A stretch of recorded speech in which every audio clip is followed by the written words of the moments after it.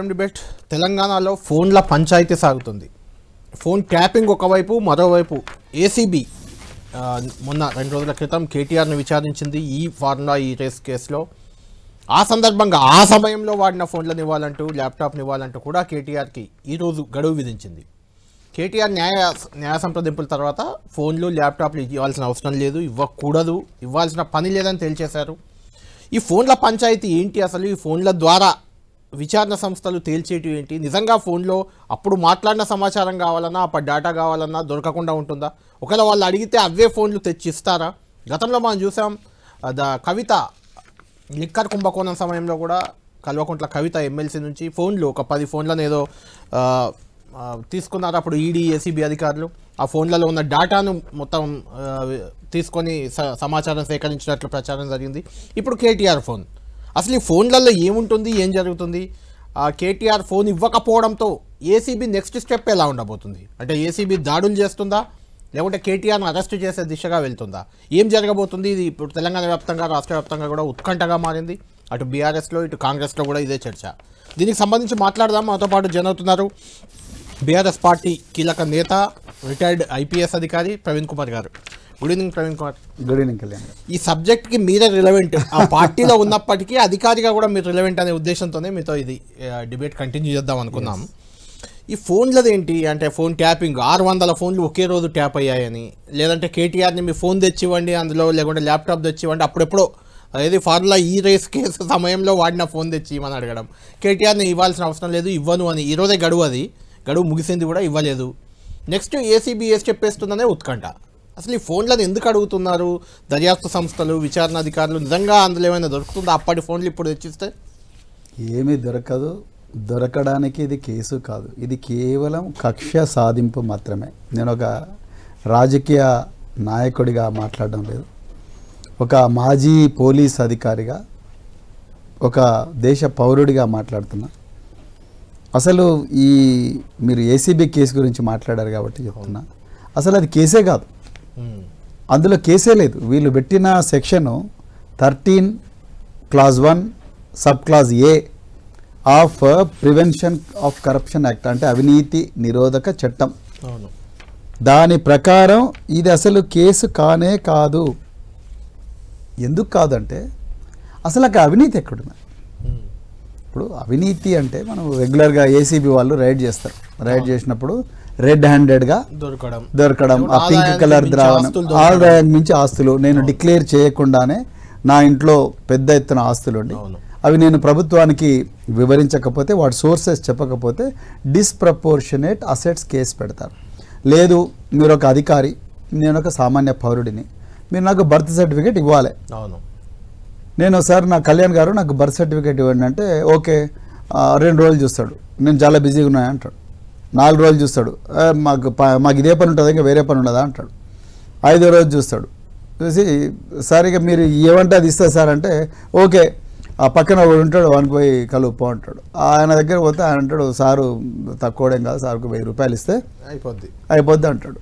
So పోతాడు, ఈయన పోయి ఆ 1000 రూపాయలు ఇచ్చే, ఈయనకు నిజంగా పౌరుడు ఇంత బిసిగి వేశాడు అయితే ఏసీ వాళ్ళ దగ్గర పోతాడు. ఫస్ట్ పోయి ఏం చేస్తాడు, సార్ నాకు బర్త్ సర్టిఫికేట్ ఫ్రీగా ఇవ్వాలి, నేను యూజర్ ఛార్జెస్ మీ సేవా సెంటర్లో కట్టినా, నా బర్త్ సర్టిఫికేట్ ఇస్తలేడు కాబట్టి మరి మీకు చెప్పడానికి వచ్చినట్టు మంచిదని చెప్పి వాళ్ళు ఏం చేస్తారు, 2 ప్రభుత్వ ఉద్యోగులను సాక్షులుగా పెట్టుకొని పోయి నాఫ్తలిన్ ద్రావణాన్ని అంతా కూడా రెడీగా చేసుకొని పోయి ఈ డబ్బులు ఏవైతే ఉన్నాయో ఆ డబ్బులకు ముందర అది చేసేసి, సార్ తీసుకోండి మీ 1000 రూపాయలు అంటాడు.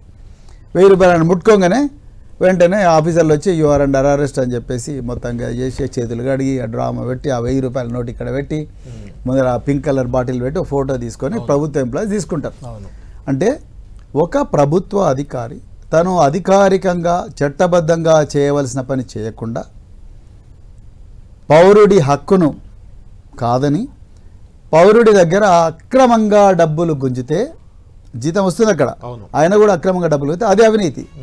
ఇక్కడ కేటీఆర్ గారి విషయంలో అసలు అలాంటిదే జరగలేదు, కేసు లేదండి. నాకు అందుకొరకు నేను మొదటి రోజే ఆ ఎఫ్ఐఆర్ ఫైల్ అయిన మొదటి రోజే ఇది ఒక తుఫేల్ కేసు అన్నాను.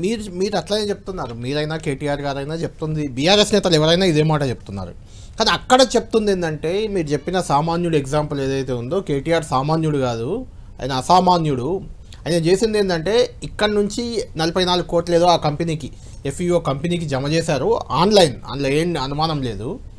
అట్లా జమ చేయడంలో కూడా నిబంధనలు ఉల్లంఘన జరిగింది. అది కేటీఆర్ చేశారా, అధికారుల RBI పర్మిషన్ ఉందా లేదా అది పక్కన పెడితే, అలా చేసిన అమౌంట్ చేయడం ద్వారా అందులో ఆ కంపెనీ కానీ లేకుంటే మధ్యలో గ్రీన్కో ఒకటి ఉంది, గ్రీన్కో ఫస్ట్ ఫేజ్లో వాళ్ళే దానికి స్పాన్సర్షిప్, సెకండ్ తప్పుకున్నారు. నిజంగా ఫస్ట్ ఫేజ్ అంత లాభం వస్తే అంత గొప్పదే అయితే ఫార్ములా ఈ రేస్ 1, 2కి ఎందుకు తప్పుకున్నారని ఒక క్వశ్చన్. తప్పుకున్న గ్రీన్కో ఎలక్టోరల్ బాండ్స్ పెద్ద ఎత్తున ఇచ్చింది బీఆర్ఎస్కి తప్పుకున్న తర్వాత అనేది ఒకటి.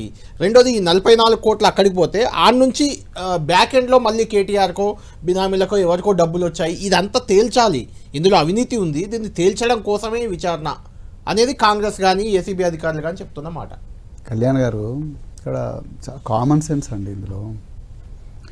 ఇది ఫార్ములా ఈ రేస్ అనేది ఇది ఒక కేటీఆర్ గారు లేకపోతే తెలంగాణ ఒక్కటే చేసలేదండి, ఇది ప్రపంచవ్యాప్తంగా జరుగుతున్నది. ఇప్పుడు 12th సీజన్ నడుస్తున్నది, జకార్తాలో నడుస్తున్నది ఫార్ములా ఈ race as on today.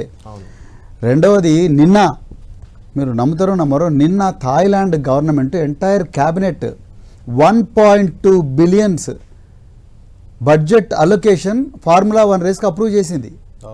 As on today నేను మాట్లాడుతున్నా, నిన్న అప్రూవ్ చేసింది. ఈ ఫార్ములా ఈ రేస్ కోసం, ఫార్ములా 1 రేస్ కోసం ప్రపంచంలో మాడ్రిడ్, బెర్లిన్, దాని తర్వాత ఎన్నో దేశాలు, ఎన్నో సిటీలు పోటీ పడతాయి. ఏంది దీనివల్ల ఆదాయం వస్తుంది. $1.2 బిలియన్ ఫార్ములా 1 రేస్ కోసం పెడుతున్న. అమ్మా 1.2 బిలియన్స్ అంటారు, కానీ అక్కడ మల్టిపుల్ బిలియన్స్ ఆఫ్ డాలర్స్ ఆదాయం వస్తుందని వాళ్ళకి తెలుసు కాబట్టి ఈ పెట్టుబడి పెడతారు. రెండోది అంతా కూడా ఆన్లైన్ ట్రాన్సాక్షన్, అన్నీ కూడా పబ్లిక్ సెక్టార్ బ్యాంక్స్ ద్వారానే జరుగుతాయి, రైట్. రెండవది తీసుకున్న ఫార్ములా ఈ ఆర్గనైజేషను వాళ్ళు కుల్లం చెప్తున్నారు కాదండి, డబ్బులు మా దగ్గర ఉన్నాయి, ఇంకా 50% కట్టాలి మీరు అంటున్నాడు. ఇంకా 50% కట్టాలన్నప్పుడు మీరు 50% కడితే మంచిగా ఫార్ములా 10th సీజన్ మన దగ్గర జరిగేది కదా ఫిబ్రవరి 2024లో. అది జరగనందువల్ల మనకు వేల కోట్ల రూపాయల నష్టం జరిగిందని, నేను 100 కోట్ల రూపాయల రాబడి, వేల కోట్ల రూపాయల ఆస్తి ఏదైతే వచ్చేది ఉన్నానో వ్యాపారం బుద్ధించడం వల్ల కానీ, లేకపోతే ప్రపంచవ్యాప్తంగా స్పాన్సర్షిప్ సంస్థలు కానీ, లేకపోతే ప్రజలు వచ్చి ఆన్లైన్ చూడడమో ఆఫ్లైన్ చూడడమో కానీ, నగరానికి ఒక మంచి బజ్ వచ్చేది. బజ్ వల్ల మొబిలిటీ వ్యాలీ అంటే ఎలక్ట్రిక్ కార్స్ అన్నీ కూడా ఇక్కడికి వచ్చేవి, బ్యాటరీ తర్వాత రకరకాల ఇండస్ట్రీస్ వచ్చేవి. ఇదంతా కూడా కేటీఆర్ గారు తన పర్సనల్ కెపాసిటీలో చేయలేదండి. అట్లా కాదు, ఒక్క నిమిషం ఆగండి. క్యాబినెట్ అనుమతి చేసి తీసుకోవచ్చు, ఇట్లా మస్తు జరుగుతాయండి.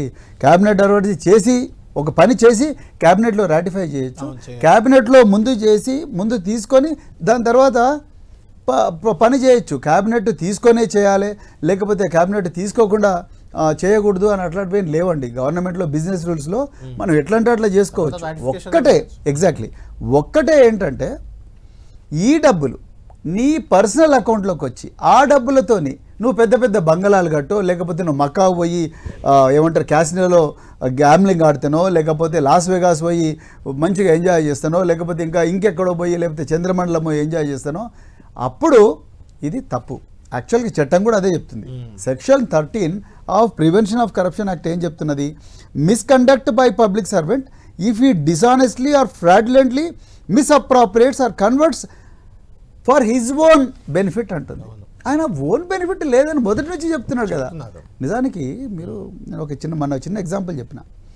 Royal Challengers of Bengaluru stampede కేసులో నగర పోలీసు కమిషనర్, అయ్యా ఇంత తొందరగా వద్దు, మేము ఇంత క్రౌడ్ను మనం ఆపలేము, 18 సంవత్సరాల తర్వాత ఆర్సీబీ కప్పు గెలిచింది, పూర్తి ఎగ్జాక్ట్ ఉంటుంది, లక్షల మంది వచ్చే అవకాశం ఉంటుంది అని చెప్తే కూడా పొలిటీషియన్స్ వినకుండా లేదు మనం పెడదామంటే 11 మంది చచ్చిపోయినారు, 70 మంది రైట్ ఇంజూర్ అయినరు. నిజానికి డీకే శివకుమార్ సిద్ధరామయ్య రాజీనామా చేయాలి, నైతిక బాధ్యత తీసుకొని చేయలే. పోలీస్ కమిషనర్ బలిచ్చిండ్రు, 9 మంది పోలీస్ అధికారులు బలిచ్చిండ్రు. కానీ ఇక్కడ కేటీఆర్ గారు ఏం చేసిండ్రు చూడండి, చేయని తప్పు చేయలేదు, రైట్. రెండోది ఆయన జోబులోకి డబ్బులు రాలేదు. అగ్రిమెంట్ ప్రకారం జీవో ప్రకారం ఇక్కడ నుంచి దాదాపు 50 కోట్ల రూపాయలు అగ్రిమెంట్ ప్రకారమే 25%, రిమైనింగ్ 50% ఇంకా కట్టలేదు. 25% Indian overseas bank Himayat Nagar branch ద్వారా ఫార్ములా ఇవాళ అకౌంట్కు పంపించారు. Right, Indian overseas bank is a scheduled commercial bank. It operates with the guidance of reserve bank of India. అది కూడా రిజర్వ్ బ్యాంక్ నిబంధనలు ఉల్లంఘించారనేది కూడా ఉంది. అది Indian overseas bank reserve bank of India చూసుకోవాలి. అది ప్రభుత్వానికి ఏం సంబంధం? Indian overseas bank reserve bank of, that is between both of them. అంతే తప్ప ఇప్పుడు ఆ ఫార్ములా ఈ నుంచి కేటీఆర్ గారి అకౌంట్కి మళ్ళీ వాపస్ వచ్చి ఉంటే, మీరు అన్నారు ఇంతకుముందు స్టేట్మెంట్, లేకపోతే వాళ్ళ బంధువుల అకౌంట్కి వాపస్ వచ్చినా అవన్నీ జరగలేదు. ఫార్ములా ఈ లీగల్ డైరెక్టర్ చాలా క్లియర్గా you have paid only 50% of the fee, please pay remaining 50% of the fee to continue the season 10, otherwise first కట్టిన 50% వేస్ట్ అయిపోతుంది బాబు అని చెప్పి రేవంత్ రెడ్డి ప్రభుత్వానికి లెటర్ రాసిండు. తర్వాత వచ్చి కలిసిండ్రండి. నేను ఏమంటున్నా అంటే నిజానికి ఇక్కడ కేసు పెట్టాల్సింది రేవంత్ రెడ్డి గారు. అంటే ఇక్కడ ఒకటి రేవంత్ రెడ్డి గారి వల్ల నష్టం జరిగింది అనేది వస్తుంది. అంటే ఇక్కడ ఒక పాయింట్ ఏంటంటే గ్రీన్ కో అనేది ఒక కీలకంగా మారుతుంది. అంటే ఫస్ట్ సారి గ్రీన్ కో ఉంది, సెకండ్ టైం తప్పుకుంది. ఆ తప్పుకొని ఇక్కడ డబ్బులు పెట్టకుండా ఇక్కడ ప్రభుత్వం డబ్బులు పెట్టింది, ఆ గ్రీన్ కోన్ ఏమో పార్టీకి ఫండ్ ఇచ్చింది అనేది ఒక చర్చ. లేదా గ్రీన్ కో పార్టీకి ఫండ్ ఇచ్చింది అనేది 100 కంపెనీలు 100 పార్టీలకు, బీజేపీకి ఇచ్చినాయి, కాంగ్రెస్కి ఇచ్చినాయి, దాని తర్వాత బీఆర్ఎస్కి ఇచ్చినాయి, తర్వాత ఇదే టైంలో ఇచ్చారు. అది యాదృచ్ఛికంగా తర్వాత ఫండింగ్ ఎలక్టోరల్ అదిగా మనం సాగదీస్తే అది ఎంతకైనా సాగదీస్తాం. నేనేమంటున్నా అంటే ఇందులో మీరు 3 మీద కేసు పెట్టిండ్రు. ఒకటి కల్వకుంట్ల తారక రామారావు గారు, రెండోది అరవింద్ కుమార్ గారు, తర్వాత మూడోది ఒక చీఫ్ ఇంజనీర్ మీద పెట్టారు రెడ్డి. సో అసలు వాళ్ళు ఇంకొకటి ఘోరం క్రిమినల్ కాన్స్పిరసీ అని చెప్పి రాశారు, 120B మిస్అప్రాపరేషన్ రాశారు. అసలు వీళ్ళు ఎవరండి? వీళ్ళు ప్రభుత్వ అధికారులు. ఒక అతను చట్టబద్ధంగా ఎన్నికైన ఒక ఎమ్మెల్యే, తర్వాత మంత్రి అయిన వ్యక్తి, head of the department, political executive head of the department, cabinet member, senior cabinet minister. వీళ్ళు ఒక పబ్లిక్ పాలసీని జీవోలు తీసి అగ్రిమెంట్లు చేసి దాని ప్రకారం ఒక రాష్ట్రానికి మంచి చేయాలని చూస్తే ఒక పబ్లిక్ పాలసీ, ఆ పబ్లిక్ పాలసీ ఫర్దరెన్స్లో వీళ్ళు డబ్బులు అక్కడ పంపించిండ్రు. దాని తర్వాత ఇంకా 50% పంపించాల్సిన బాధ్యత రేవంత్ రెడ్డి తర్వాత పబ్లిక్ పాలసీకి ఏమంటారు కంటిన్యూగా. కానీ ఈయన ఎవరి సలహాలు తీసుకోకుండా, ప్రజల్లో చర్చ జరపకుండా, ప్రజాస్వామికంగా ఎన్నికైన వ్యక్తులు కదా, ప్రజల్లో చర్చ చేయకుండా, అసెంబ్లీలో చర్చ చేయకుండా అర్ధాంతరంగా అగ్రిమెంట్ రద్దు చేస్తే నష్టం ఎవరికైంది? ఎలక్షన్ టైంలో ఎన్నికల నిబంధనలు ఉల్లంఘించి పంపారనేది కూడా ఒక చర్చ. అట్లా చాలా జరుగుతుంది. అగ్రిమెంట్ ఎలక్షన్ల ముందు జరిగిందండి, అగ్రిమెంట్ ఎలక్షన్ల ముందు జరిగింది. ఆ అగ్రిమెంట్కు ఫర్దరెన్స్గానే ఈ డబ్బులన్నీ పోయినాయి. అంతే తప్ప అగ్రిమెంట్ ఉల్లంఘించి ఎలక్షన్ కోడ్ ఆఫ్ కండక్ట్ రెండోది. ఇంకొకటి కోడ్ ఆఫ్ కండక్ట్ వేరు, ఏసీబీ తర్వాత ఇంకోటి ఏంటంటే రేసు అప్పటికప్పుడు వచ్చేది కాదు. రేసు ఫిబ్రవరి 2024లో సీజన్ 10 స్టార్ట్ అవుతుంది. ఎలక్షన్లు అనేవి నవంబర్లో జరిగినాయి, నవంబర్ 23లో జరిగినాయి. రేసు ఫిబ్రవరి 2024లో జరిగింది. మీరు ఒక ఐపీఎస్గా కూడా సుదీర్ఘకాలం పనిచేశారు. ఏమీ లేనిది అసలు ఇందులో కేసే లేదంటున్నారు, ఇది ఏమీ లేదంటున్నారు. కేటీఆర్ గారు కూడా లొట్టపీస్ కేసు అనేది ఒక కామెంట్ చేశారు. అలాంటప్పుడు నిజంగా ఒక వ్యవస్థ, గవర్నమెంట్ అనేది ఒక వ్యవస్థే, అధికారులు కూడా అందులో భాగం. ఎందుకు పెడతారు అసలు కేసు? ఎందుకు పెడతారు? ముఖ్యమంత్రి ఇంత చిన్న కేసు అయినా. చాలా మంచి ప్రశ్న, ధన్యవాదాలు ఈ ప్రశ్న అడిగినందుకు. మన రాష్ట్రంలో ముఖ్యమంత్రి గారు, హోంమంత్రి ఒక్కరే వ్యక్తి బాధ్యత నిర్వహిస్తున్నారు. ముఖ్యమంత్రి, హోంమంత్రి ఆయన ప్రతీకారంతో రగిలిపోతున్నారని నాకు అనిపిస్తున్నది. ఆయన గతంలో జైలుకు ఓటుకు నోటు కేసులో పోయారు. దాని తర్వాత ఒక ఫామ్ హౌస్ మీద డ్రోన్ కెమెరా పర్మిషన్ లేకుండా నడిపారనే దాంట్లో ఒక 4-5 రోజుల్లో జైలుకు పోయినట్టుంది వారు. ఆ ప్రతీకారం అనేది ఒక స్టేట్స్మన్ అయితే ఏం చేస్తాడంటే, సరే ఇప్పుడు నాకు ప్రజలు ఒక మంచి అవకాశం ఇచ్చిండ్రు, నేను రాష్ట్రాన్ని ముందరికి తీసుకుపోవాలి, అంతే తప్ప ఇప్పుడు నేను ఈ పాతవి దోవుకుంటా కూర్చుంటే నా సమయం అంతా వేస్ట్ అవుతుంది అనుకుంటే స్టేట్స్మన్ అవుతాడు. ఇప్పుడున్న వ్యక్తి రేవంత్ రెడ్డి గారు ప్రతీకారేచ్ఛతోని రగిలిపోతున్నట్టుగా నాకు అర్థమవుతున్నది ఆయన బిహేవియర్ చూస్తే. ఉదాహరణకు చెప్తా, ఎస్ఎల్బీసీ కెనాల్ ఉందండి. ఎస్ఎల్బీసీ 2006 సంవత్సరంలో జలయజ్ఞంలో భాగంగా ఆనాడు దివంగత ముఖ్యమంత్రి వైఎస్ రాజశేఖర రెడ్డి గారు శ్రీశైలం డ్యామ్ నుంచి మనకు లెఫ్ట్ బ్యాంక్ కెనాల్ ద్వారా అటవీ ప్రాంతం కింది నుంచి 4 లక్షల ఎకరాలకు భూమి నీళ్ళు వారాలని చెప్పేసి దాదాపు 44 కిలోమీటర్ అండర్ గ్రౌండ్ టన్నెల్ జరిగారు. 2800 కోట్లు అండి. అది 2800 కోట్లు అయితే తీరా 4800 కోట్లు అయింది. ఇప్పటికీ అది కంప్లీట్ కాలే. మొన్న 8 మంది చచ్చిపోయినరు, టన్నెల్ బోరింగ్ మిషన్ అనేది టోటల్గా కూలిపోయింది, ఒక్కరే శవం దొరికింది. కేసీఆర్ గారు 2014లో ముఖ్యమంత్రి అయ్యారు. ఈ ఎస్ఎల్బీసీ వల్ల ఏమైతలేదు, దీనివల్ల పెద్ద గందరగోళం అయింది, ప్రజలకేం లాభం జరగలేదు అని చెప్పి రాజశేఖర రెడ్డి గారి మీద కేసు పెడితే నడుస్తానండి? మాట చెప్తున్నా. జూరాల ప్రాజెక్టు ఎప్పుడో కాంగ్రెస్ ప్రభుత్వంలో స్టార్ట్ అయింది, ఇందిరాగాంధీ గారు సజీవంగా ఉన్నప్పుడు. తర్వాత ఎప్పుడో తెలుగుదేశం ప్రాజెక్ట్ టైంలో ఓపెన్ అయింది. మధ్యలో రకరకాల ఎస్టిమేట్స్, రివైజ్డ్ ఎస్టిమేట్స్ అవన్నీ జరిగినాయి. మరి దీనివల్ల కాస్ట్ ఎస్కలేషన్ అయింది, దానివల్ల తప్పు డిజైన్ అది అని చెప్పి కేసు పెడతారా?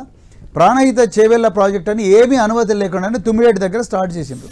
అనుమతులు లేకుండా 4000 కోట్లు హెడ్ దగ్గర ఖర్చు చేయకుండా కెనాల దగ్గర ఖర్చు చేసిండ్రు. మొబిలైజేషన్ అడ్వాన్స్ల పేరు మీద చాలా డబ్బులు తీసుకున్నారు కాంట్రాక్టులు. కేసీఆర్ గారు వచ్చిన తర్వాత దీంట్లో ఏదో అవినీతి జరిగిందని చెప్పి మళ్ళీ మొదటి నుంచి దవ్వుకుంటా కూర్చుంటే అవుతుందనండి? రాష్ట్రము ముందరికి పోవాలని చూడాలి కానీ వెనకకు పోవాలని చూసే కార్యక్రమం జరుగుతూ ఉన్నదని నాకు ప్రవీణ్ గారు, మీరు ఒక అధికారిగా ఐపీఎస్ అధికారిగా చేశారు, గురుకుల విద్యాలయాల్లో చాలా గొప్పగా నడిపిన అధికారి కూడా మీరు. మీ మీద కూడా ఇంక్లూడింగ్ మీతో సహా కేసీఆర్, కేటీఆర్, హరీష్ రావు, కవిత మీద లిక్కర్ కేసు, ఇట్లా పార్టీలో ఉన్న ప్రతి ఒక్కరి మీద కేసులు లేకుంటే అలిగేషన్లు, మీ మీద కూడా ఏదో ఈ మధ్య అలిగేషన్లు వచ్చాయి కొన్ని. నేను 500 కోట్లు తిన్నాను.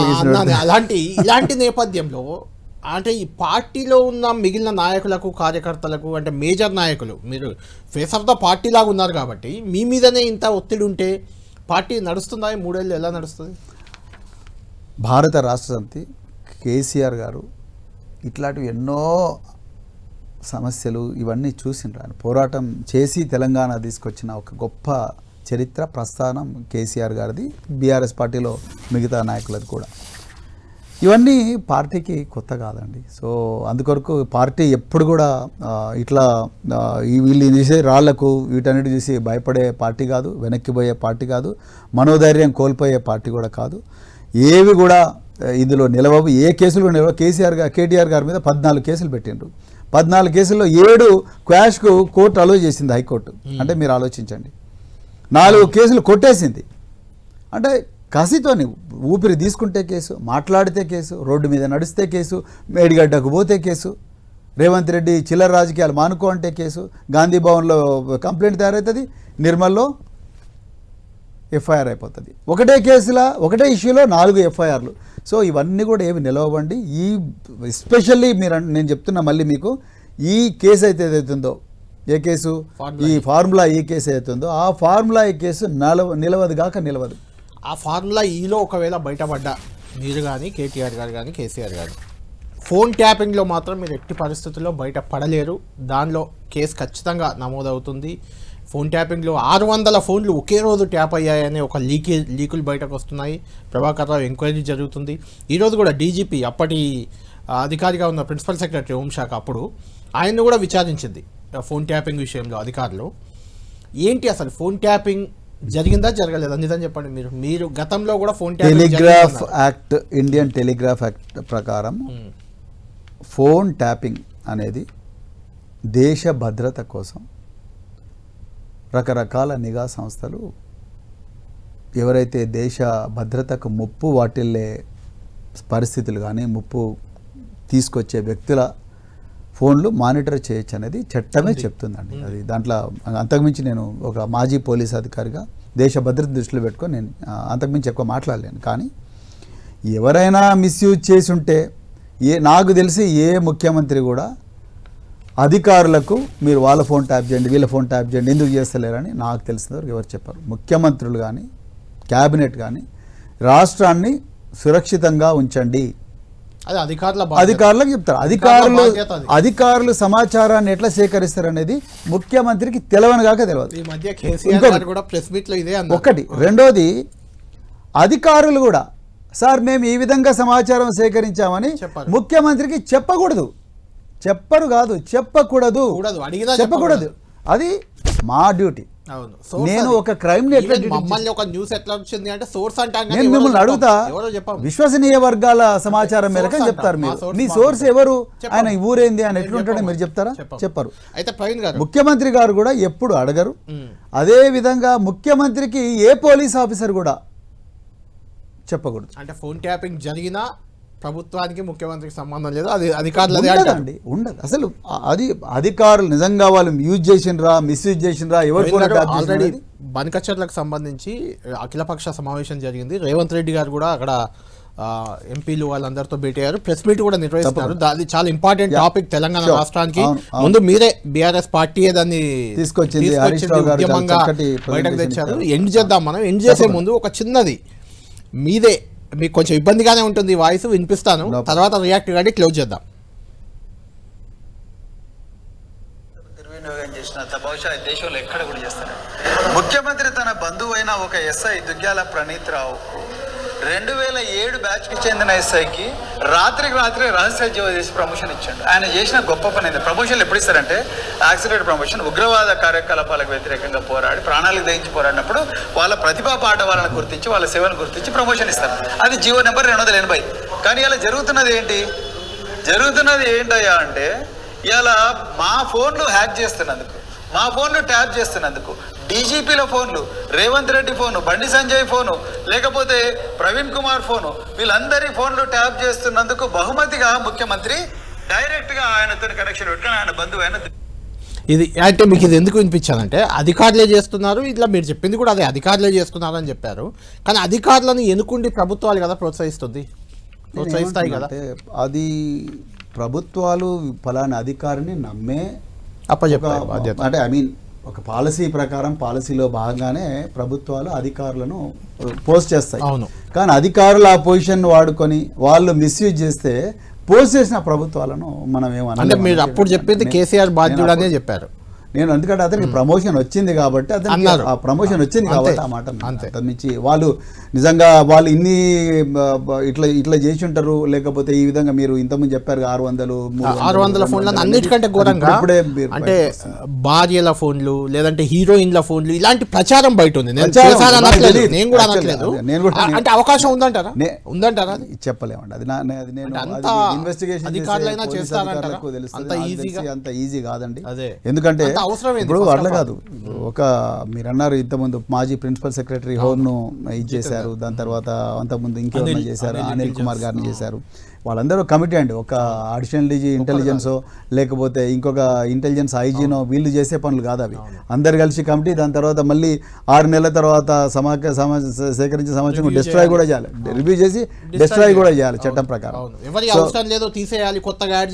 ఎగ్జాక్ట్లీ ఇవన్నీ ఉంటాయి. సో ఇంత చేసిన తర్వాత కూడా ఎవరైనా మిస్యూజ్ చేస్తున్నారంటే వాళ్ళకు మరి పర్సనల్ ఇంటెన్షన్స్ ఏమున్నాయనేది మనకు తెలియదు. నేను ఒకటే స్థూలంగా చెప్పాలనుకున్నది అంటే ఏ ముఖ్యమంత్రి కూడా, ఏ మంత్రులకైతే సంబంధం ఉండదు, ఏ ముఖ్యమంత్రి కూడా ఫలానోళ్ళ ఫోను ట్యాప్ చేయమనో లేకపోతే ఫలానా విధంగా సమాచారం సేకరించమనో చెప్పడం కానీ, ఏ పోలీస్ ఆఫీసర్ కూడా, సీనియర్ పోలీస్ ఆఫీసర్ ఇంటెలిజెన్స్ నేను ఈ విధంగా సమాచారం సేకరించానని ముఖ్యమంత్రికి చెప్పడం కానీ రెండు కూడా జరగవు. రైట్. ఫైనల్గా ఈ ఫార్ములా ఈలో కేటీఆర్కి కానీ లేకుంటే ఫోన్ ట్యాపింగ్లో కేసీఆర్కి కానీ ఎలాంటి సంబంధం లేదు, వీళ్ళకి ఎలాంటి శిక్ష ఎలాంటి సంబంధం లేదు, వీళ్ళకేమి కాదు. వీళ్ళ మీద అలాంటి ఆరోపణలు చేస్తే అది కేవలం రాజకీయ కక్షతోనే చేస్తున్నారు తప్ప ఎట్టి పరిస్థితుల్లో కూడా ఇందులో ఏమి కాదు. పార్టీ కూడా ఏం కాదు. తప్పకుండా బీఆర్ఎస్ పార్టీ రాబోయే రోజుల్లో తెలంగాణను కాపాడుకోవడం కోసం మళ్ళీ అధికారంలోకి వస్తారు. Right. Thank you Praveen Kumar గారు. థ్యాంక్ యూ కళ్యాణ్ గారు.